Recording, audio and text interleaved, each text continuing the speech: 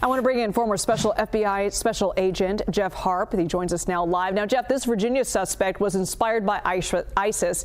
Now that the U.S. is at war with Iran, do we think there could be more of these types of attacks?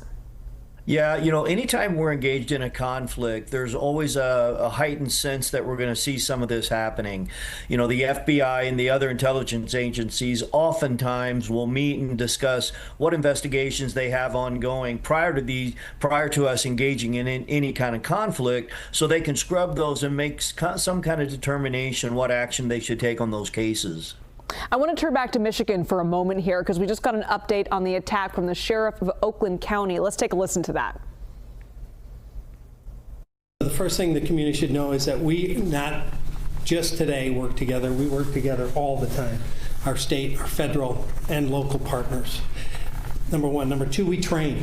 In our world, preparation is important. We hope and pray it never happens, but that's not a strategy. Preparation is. So all of us have been training together for many years for active shooters or active assailants, mass casualty events, and tragically we've had way more than our share. So that is ongoing and is in place. The third thing is important to note, no children and no staff were hurt. You heard law enforcement there, Jeff, talk about how prepared they were for this.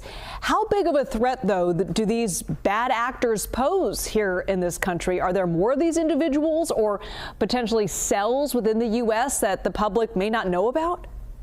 Yeah, you know, it's real difficult to say, but one of the things to keep in mind when you have the masses, when you have cells of individuals coming together, meeting, doing things, coordinating, conspiring, it's easier to track cells than it certainly is lone wolf, as we call them, individuals inspired by whatever means, usually online in the dark room of their home or some dark place in their mind. It's really hard to find those because a lot of the information that is appealing to them sometimes is protected by First Amendment, and otherwise it's also hard to track these folks down because they're just an individual, you know, conducting searches online.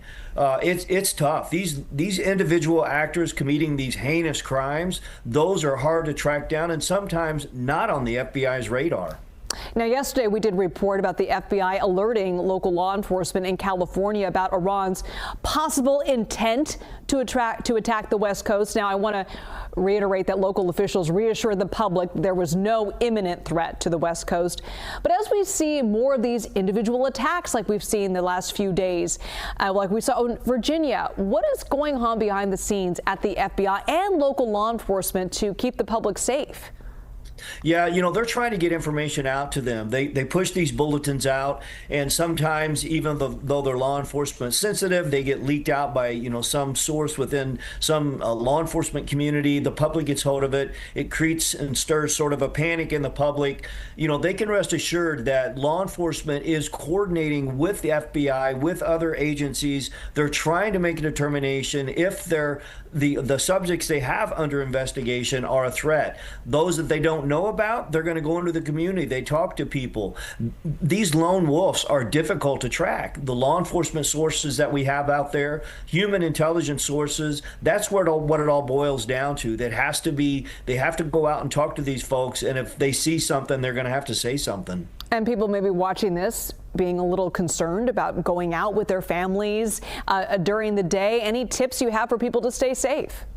You know, anytime we have these bulletins or these heightened senses of awareness of when these incidents happen, people get a little nervous. And that's not always a bad thing, because if you are out and about, and when I get on an airplane, the first thing I do is look for an exit door. You got to know, you have to be prepared in the event something bad happens. So all I can say is just be prepared as best you can, but you don't need to panic. Jeff Harp, thank you so much. Always great to see you. Thank you.